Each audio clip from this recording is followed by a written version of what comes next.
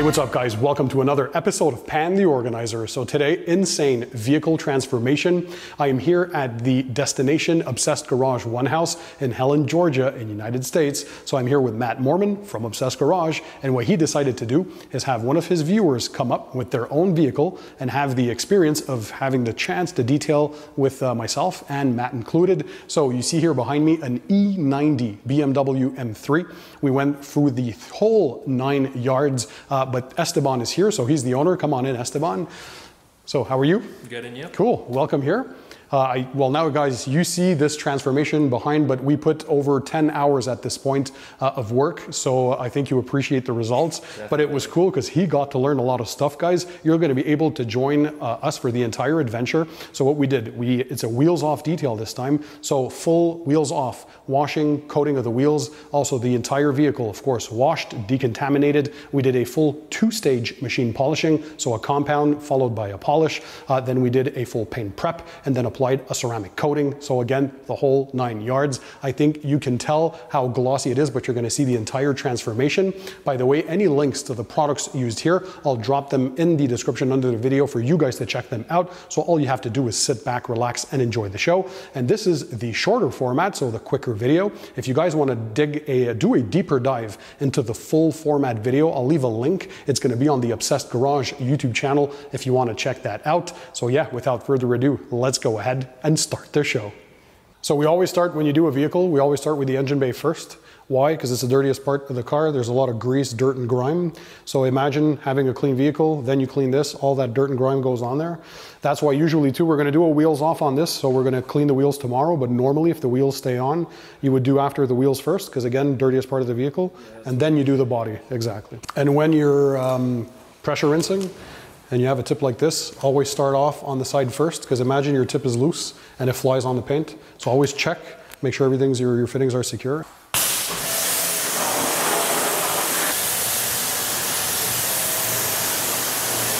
So as long as you don't focus the stream of water on the same area at the same time, there's no worries, use common sense, and you're not using 3000 PSI. You can have a degreaser as well, same thing. These press-all sprayers are fantastic. So of course on older vehicles, you would cover any super sensitive electronics like 15 years and older. Maybe put a plastic bag over the alternator, things like that. But on modern cars like this, you have so much plastic stuff now, and they're pretty much watertight from the manufacturer. Is this your first time that the engine bay is getting detailed? This car, yes. It's gonna be a huge, huge visual difference. You basically go into all the nooks and crannies. Rub it, scrub it. Good to go.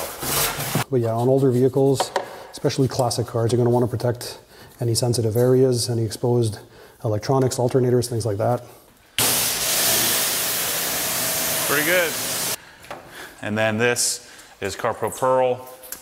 We're just going to cover the surface. So you can use Pearl basically inside and outside the vehicle. Outside typically 3:1 dilution, interior 5:1 dilution. So it's good for plastic, rubber, vinyl, all that kind of stuff. Has UV protection in it.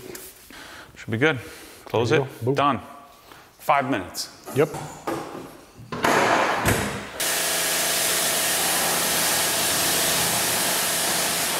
I'm putting about, I'd say 175 milliliters of decon soap, something like that. You don't have to be perfect. Ooh yeah. You get that nice and clean.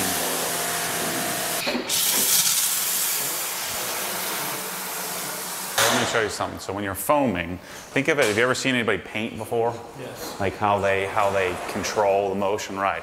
So when you're foaming, you're gonna come across.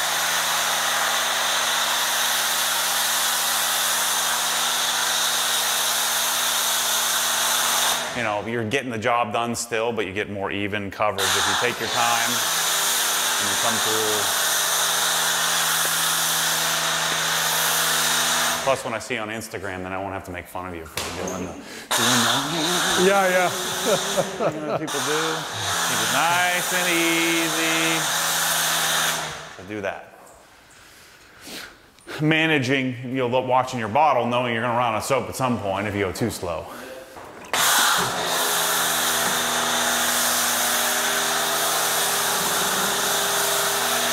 And you have the grit guards in the bottom. That keeps all the dirt separated from the rest of your wash. Just for you. Yes, thank you. Pad for you. So you're used to it by now if you watch Matt's videos, top to bottom, right? So always the least dirty place first. So normally the wheels, just so the viewers know, you do that first because they're the dirtiest parts of the vehicle. But because we're doing a wheels off detail, we're going to take care of the wheels tomorrow. And then ideally too, like the trick, little pro tip, try to use straight lines. So basically the way the wind would blow, if you're doing circular motion all the time, imagine there's some contamination.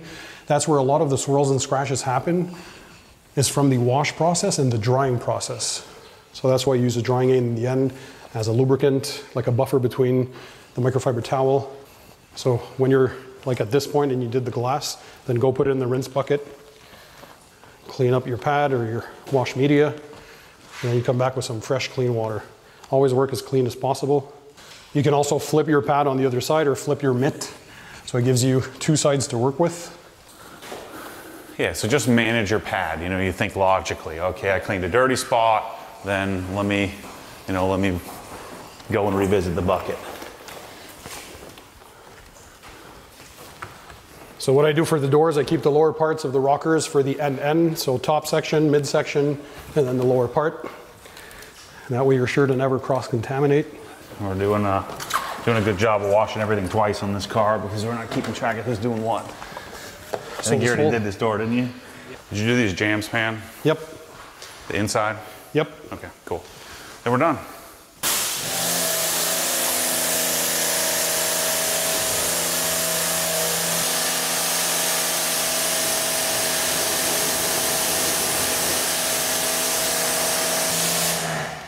All right, next step is mechanical decontamination. So we're gonna actually physically touch the paint with a nanoskin auto scrub. So Pan has the circle discs in his hand.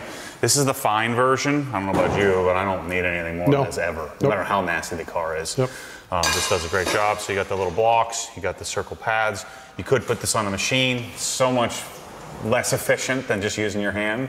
Especially with three of us, we can knock this thing out pretty quickly. We have McKee's N914 diluted 1:128 as a clay lube.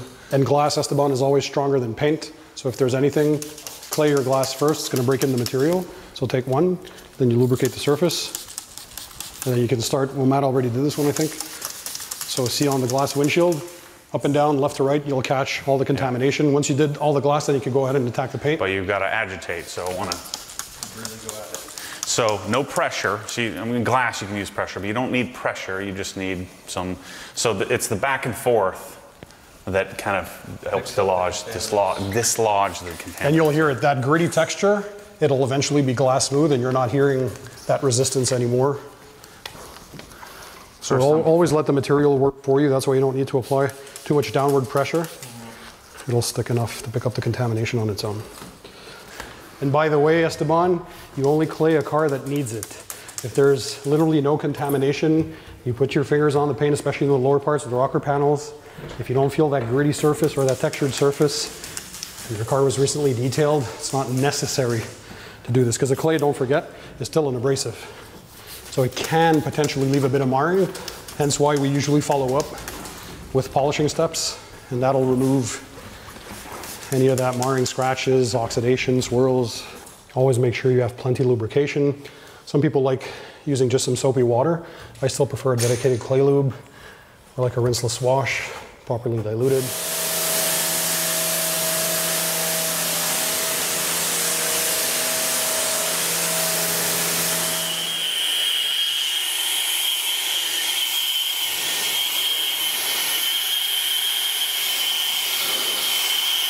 So Esteban, come here so I show you, because you're learning the ropes, just so you know.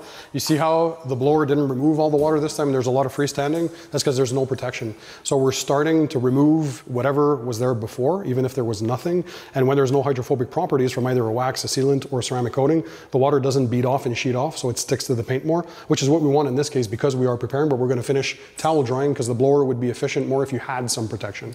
So that way, you'll see, it would have been done in like 2 minutes. And why we're not using a drying aid in this case is you don't want to be applying any protection before you're going to remove it with a polisher compound. So normally there'd be almost no water on this thing. Yeah, exactly. After that blow off. Alrighty, let's do a good old fashioned brake buster. Clean your wheels and tires. Tilt it.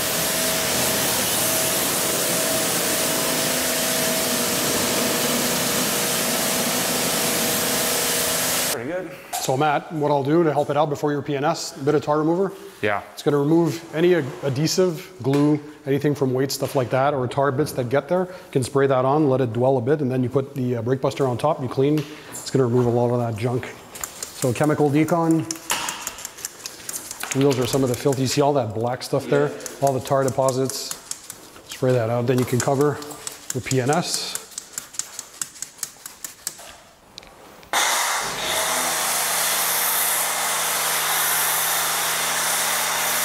See all this browning that's coming off already? Got a lot of the ozonites that are in there that are coming to the surface. Remove that. Any dirt, grease, grime. This wasn't done. Sorry? Here, use this to spray the front.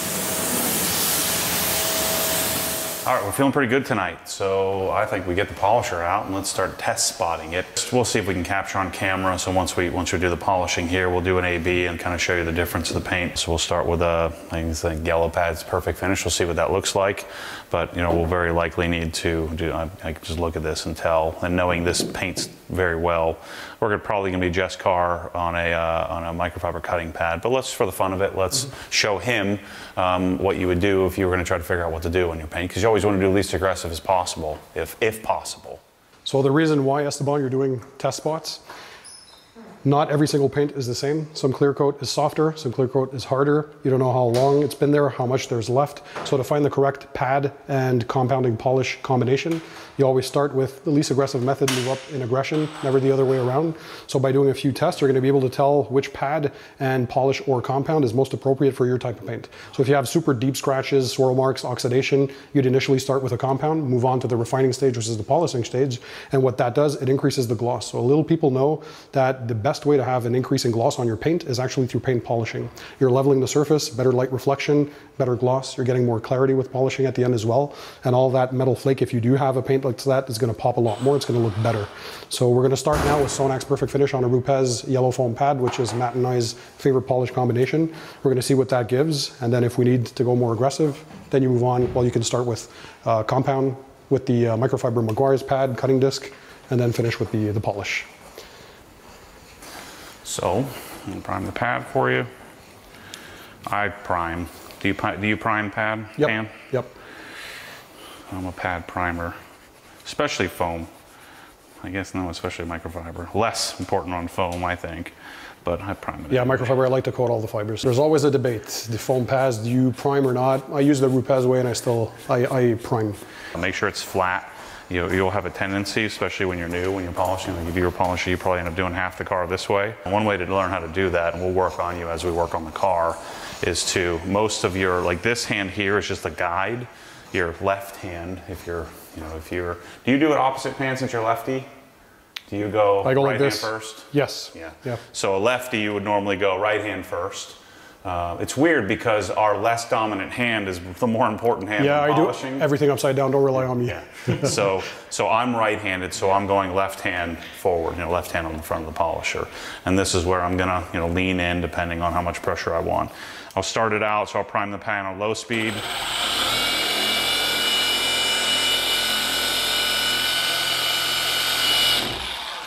I need a towel. So you start on low and then you increase the speed. So you spread the product around on low speed and then you increase the speed depending on which polisher, speed 5 or 6. You always polish at a higher speed. And then if you're applying just a liquid sealant or a liquid wax, then you can use the lower speeds. You don't need super high speed to apply those. I usually don't do this because I'm lazy, but normally, since this is a diminishing polish, so when I start it on the paint, it starts cutting, and then as you make successive passes, it cuts less and finishes, right? So think of like little pebbles that get diminished as you make more passes. So you're gonna start with one left to right, up and down, left to right. That's one pass. Stop, wipe off, observe, and then move on. So, you're not polishing forever. Remember my hand here. This hand is guiding, so I shouldn't be steering with this hand. Everything's done. If this battery wasn't here, I shouldn't even need my right hand. I don't want to make sure it's nice and flat. So I don't know about you, Pan, but when I'm doing a test spot, if I'm going to add a new air variable, I'm going to move over. I'm going to move over to here. Yeah. Because I don't. Then you won't know what you did with the first one, yeah. Correct. So we're going to use Jessica correction compound. I'm going to spread it around. This one, it's about coating the fibers. All right, so I'm getting all the polish on the fibers here. And I don't have to worry about priming this otherwise, like I would foam. Yeah, so that's good enough. Just make sure you cover all the fibers. I hate tape though, because tape is grabbing the residue. You know, we're grabbing residue off the tape, but for the purposes of video and our Padawan learner here, we'll do the taping.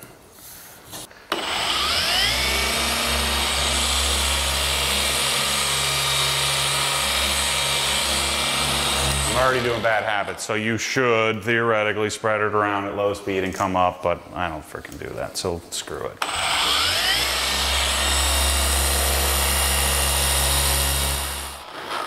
Always inspect your work. So I'm also a whole lot more aggressive with the amount of pressure I'm using when I'm using a microfiber pad generally. I'm pushing down harder than I would with foam. So we're at 3,500. 3,500 is a pretty good color temp for this. Yep. So look at that. Yeah, and that's just compounding, right? Remember, you're finishing with the polish, so you're removing all the compounding, the hazing, and all that stuff because you're refining the surface. So this is like, see it like a sandpaper kind of like, right? Because there's a gritty texture. I'm gonna want to do this twice, I think.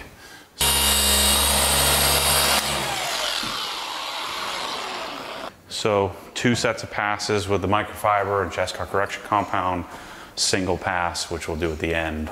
So if you're looking at where the tape line is, so this is the part where the polish never hit, right? So you see all the hairline scratches, all the deeper scratches, and that become light oxidation. Look at this here, there's nothing left. So you're getting pure light reflection compared to the side that was not corrected. And then here again, that's even better. It looks like straight fog. Exactly, there you go, you fully understood. So that's what you're doing by correcting. You're leveling the surface, removing all the top scratches, hills, and valleys, and bringing it as close to perfection as you can without sacrificing too much clear coat. Yeah. Cool. Okay, now bring me over to the far left, far left. Oh yeah, yeah, there we go. Super foggy. Now cruise back over to the right. As soon as we cross the tape, boom. Nice. We're gonna work on and bring this wheel up here. We're gonna work on coating the wheels. So last night you saw us prep them. So we cleaned them up on the floor over there with some brake buster and some Tarex. We just wiped them down with the Carpro Eraser. So now they're prepared and ready to go. So what we're gonna do is Deluxe and Gliss. Deluxe first, Gliss second. So we gotta ration our gloves here. So put these puppies on. You're gonna need some gloves. But you probably have time to do a couple of coats. So Deluxe is different than Crystal Serum Light that we're gonna put on the car, and this will layer on itself. So you can put multiple coats on if you want. So what we're gonna do, always just kind of shake up the product a little bit. And Deluxe is pretty forgiving, so you don't have to worry too much about flash time. So what I would do on these is I do face, then wipe, then barrel, then wipe. And then we're gonna take this, set it aside, and you're gonna do the next. And so we'll wait, you know, this evening. We'll probably wait till this evening to put Gliss on it. But more is not better, right, with a coating. Just like a wax, more is never better, or more is not necessary. I mean, this bottle's 70 bucks, something like that. So keep that in mind when you're doing this. I get a bit jaded because I, have this on the shelf in quantity. So use about yay amount. You don't want to get this on your hands if you can help it. You want an even coat on. It's basically a wheel coating that you can also apply on plastic trim if need be, so it does both. So what you want to do here is stay organized. So I started on this because you can't see squat on white. So you want to stay organized and remember where you've been or where you started. You could also use the valve stem as a guide. So I'm just applying nice and evenly. It's hard to know when to add more to the applicator. Just kind of use your judgment. If it feels like you need a little bit more, I'll usually do about half the wheel and then add a little bit more to the applicator. Think of it as you're applying like a coat of wax, right? So that don't overthink it for the wheels. It's super forgiving and it'll wipe off easily. So remember I started here, so this is my last section. So your brake dust is going to stick a lot less to this. It's going to make wheel cleanings a lot easier during your maintenance washes. These are what's called a pearl weave towel, which is a low pile towel. Oftentimes you'll hear guys talk about buffing. You're not really buffing. What you're doing with the first towel is you're leveling the coating, make sure you get an even distribution. And then the second towel is that kind of final buff. Exactly. Final wipe down to make sure you get no streaking, no high spots. On these wheels, if you have a high spot, you're not going to know it. So yeah, this is a good one to learn on. Exactly. Pan said, we're not removing the coating, we're just flattening it out. You couldn't remove it if you tried, but you don't need to buff it off like a wax. You know, you're just leveling it out. Yep. So I would wait, 30 seconds or so, and then go and wipe it off. That's it. I'm taking a secondary towel. Let's do a quick little follow-up. Shouldn't be as grabby anymore, so we've got it leveled. So now we want that to cure at least a couple of hours. I generally would let it cure overnight. Yep. If I was doing a second coat of Deluxe, I definitely want to wait a while, but theoretically, based on what CarPro suggests, you would think they maybe did some lab testing, wait, 12 hours, 3 hours plus. I'd wait 12 hours, put another coat on. Piece of cake. All right, Pan, give us an update on polishing over here. Yep, we're gonna inspect. So we did all the 3 panels here, 1, 2, 3. He did a good job, Esteban, at actually maintaining the car. So it was maybe, 75, 80%, light swirls, some deeper scratches. So now we're doing the correcting with the Just Car compound, and we're probably up to 90, 95% correction. So same process here that we did on the test panel, just cranking through. It's awesome when you have multiple people.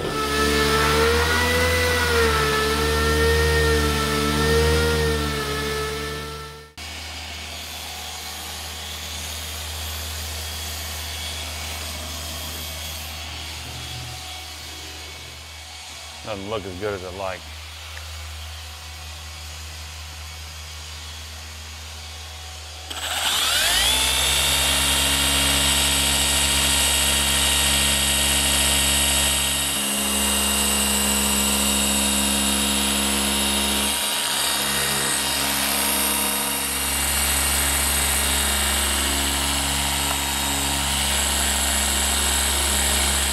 This area gets beat up so badly when you're by everything, elements, stuff hitting it, and you're wiping it all, when you're wiping, especially on washes and stuff.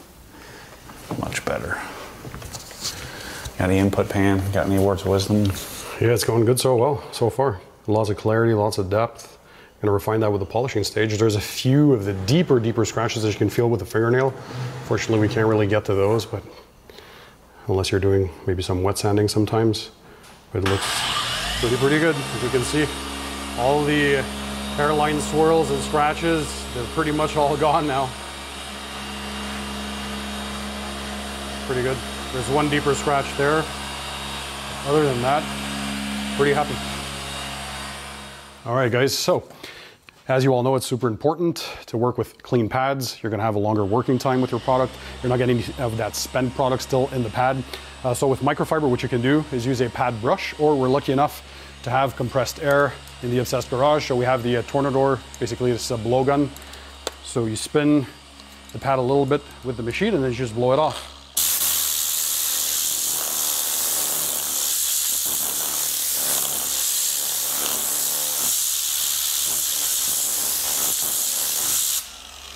So what this does, if we have a closer look at the pad now, you can see all the fibers are standing up straight, and that's what you want. So you're gonna get better cutting capability, and we're gonna add a bit more compound on there. A few pea-sized drops and you're good to go. So we're gonna tape around the headlights.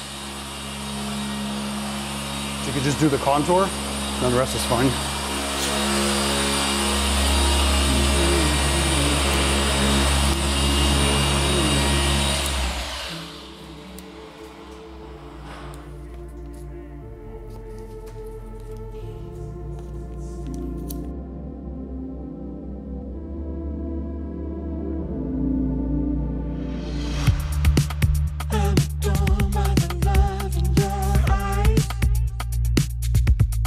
Yeah, it hurts me.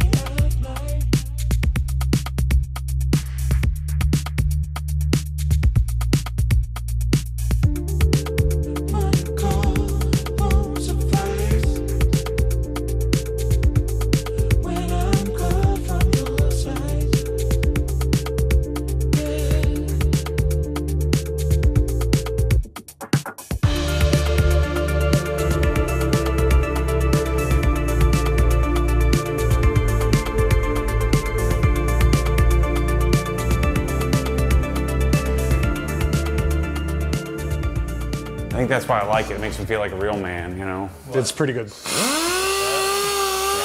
can't, it doesn't have as much torque, so you can't really lean into it, but it's super smooth. Yep. We're gonna inspect, see with the light. Pretty good, Esteban. It's good stuff.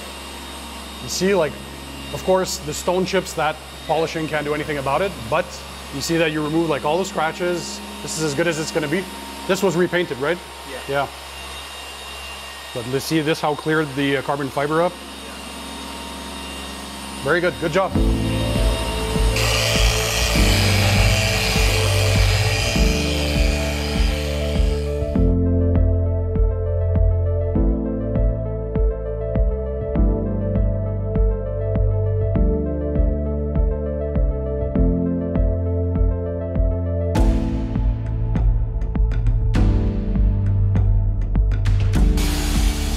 We're almost there.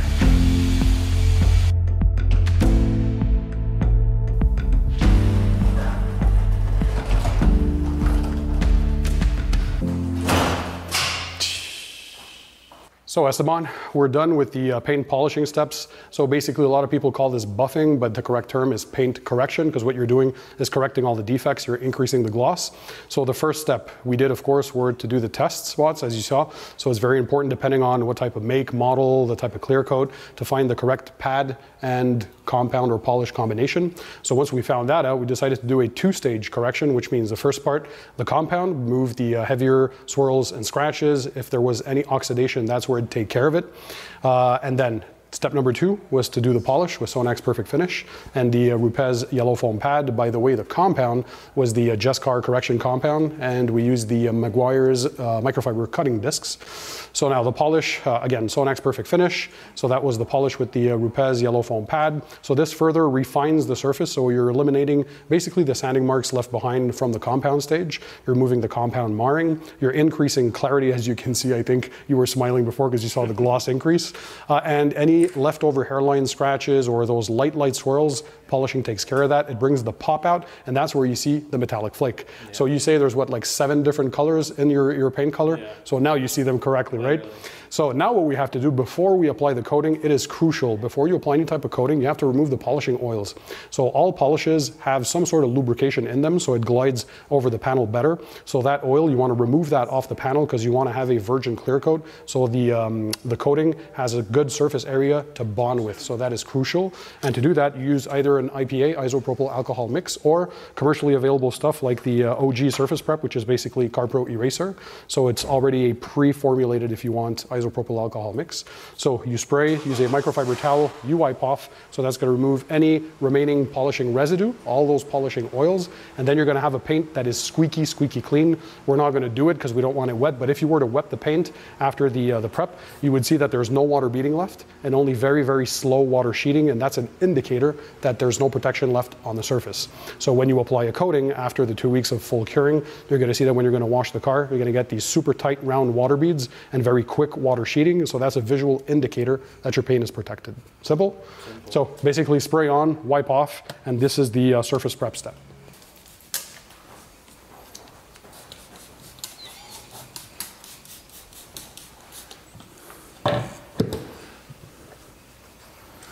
What about Milwaukee? I saw you use it for 2 seconds. You don't like it? I just, you know what, I didn't think of using it. That's it. So I have no conclusion yet, but I'm pretty sure it has to be good if all the other tools I tested in these past days were good. Yeah, if you like it, I mean, you're used to the 21, the flex tools and the Rupes like me there. I used the 21 for the first time, Milwaukee 21 today. Yep.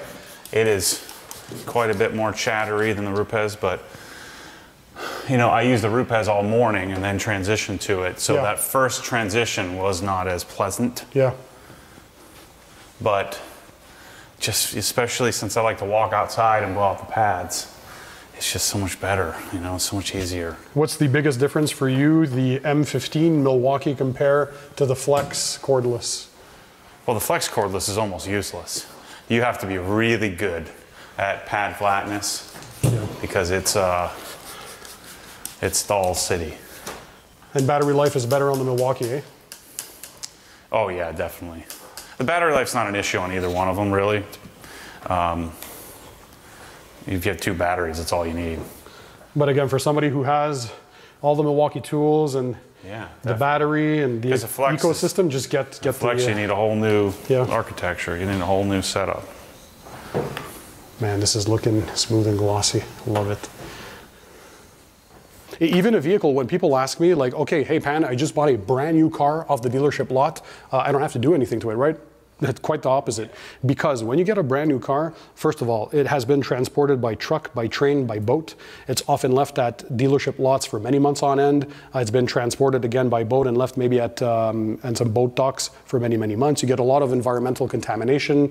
You get some industrial fallout, brake dust, rail dust, all that stuff. So there's often contamination on the paint. So you want to decon, but most importantly, also there's poor dealer prep.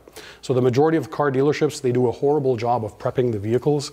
And they usually also apply some cheap wax or sealant right before delivering, which is a big no-no before applying a coating. So ideally, I tell my viewers or customers to tell the dealership, do not apply anything on the paint.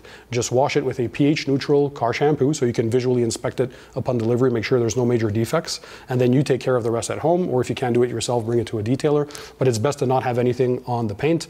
And they use poor washing and drying techniques. And that's where pretty much 85% of the love marks that we call the scratches and swirls come from the washing and drying phases if you don't know what you're doing or you're not using the safe methods.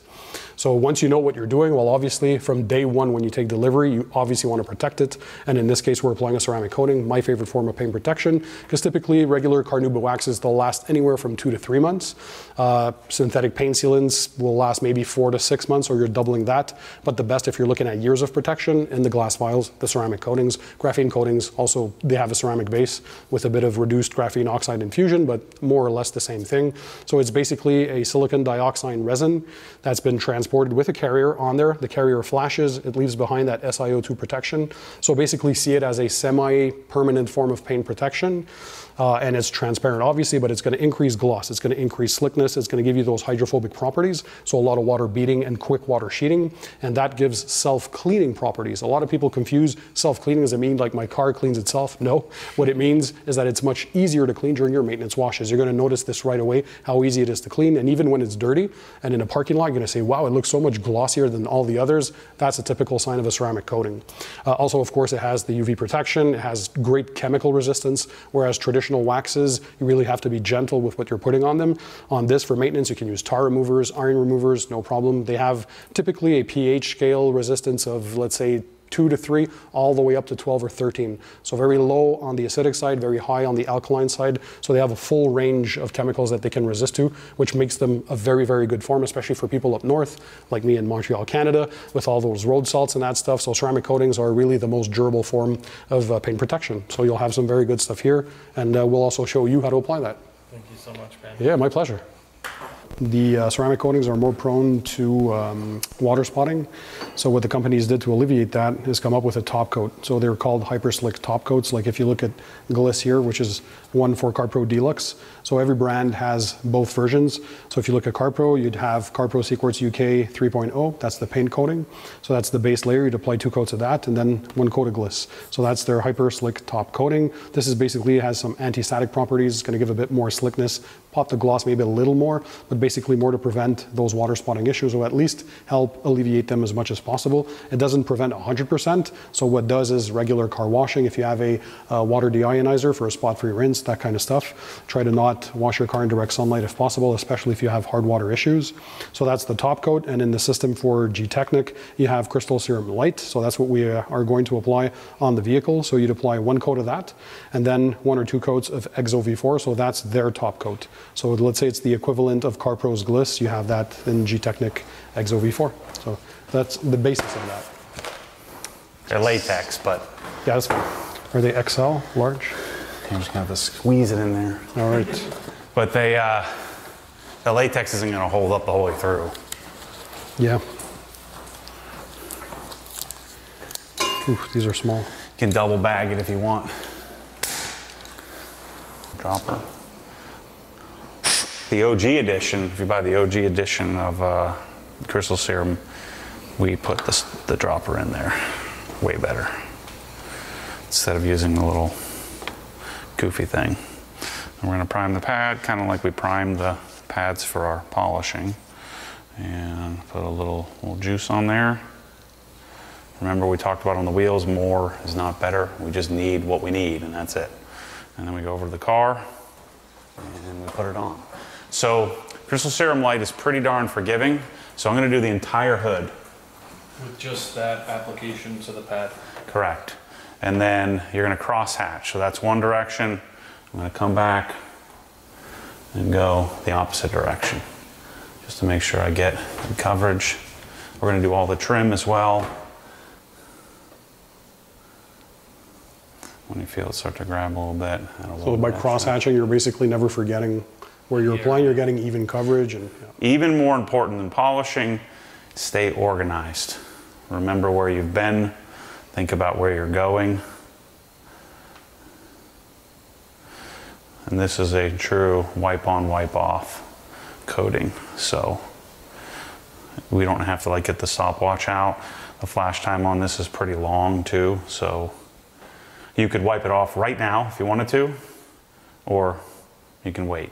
So as soon as I get out of the way, pan's good to start drying. It's probably better, well, I was gonna say if you have two wipers. yeah, one. So at this point, Esteban, after doing the paint prep, this is where you'd notice that the paint feels kind of grabby, so it is not slick anymore. So now you're sure that there's nothing left on the clear coat and you got virgin clear coat to work with. So that's how you want it.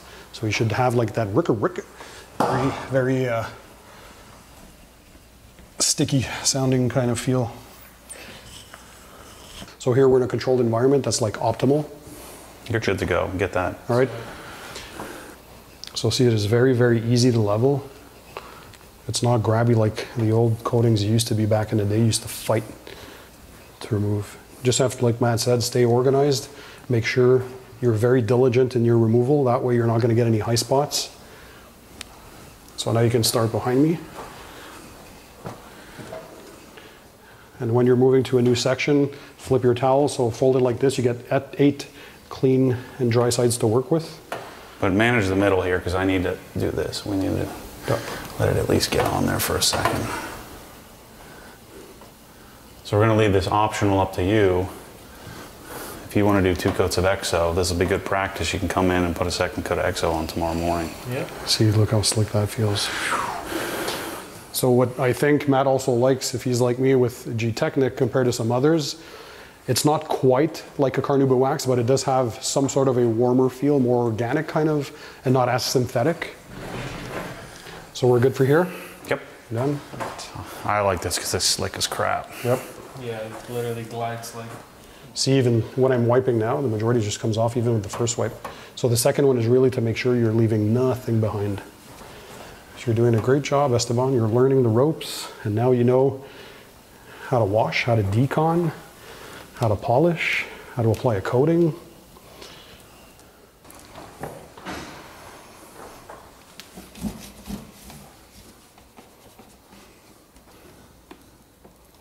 The earlier you pick it up, the less you're going to struggle for any high spots.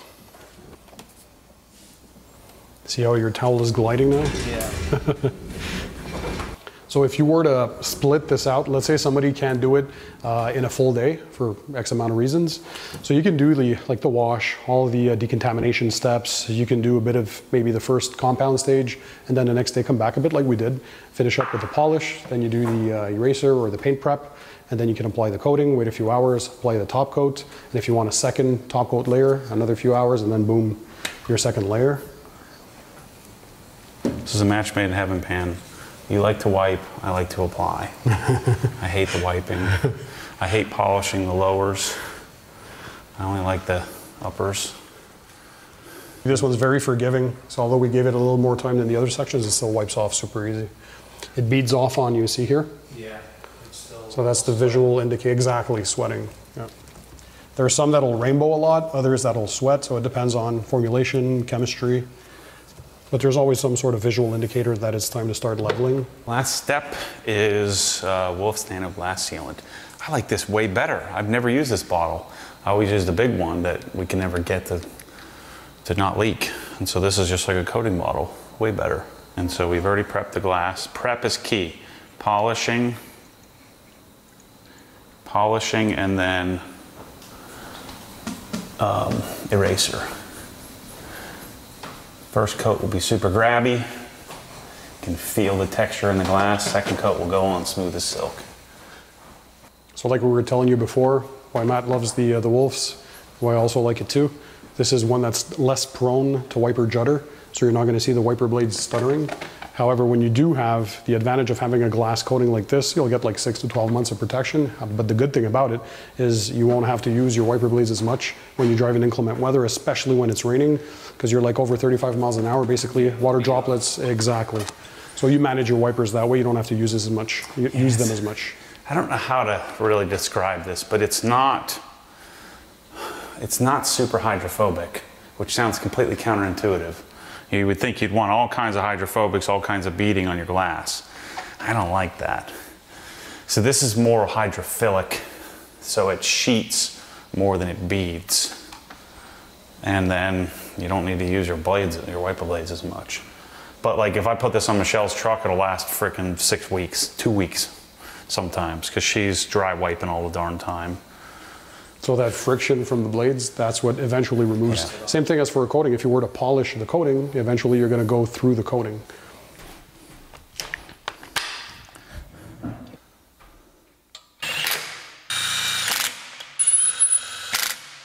That is a sick combo right there, dude. This sonic piece.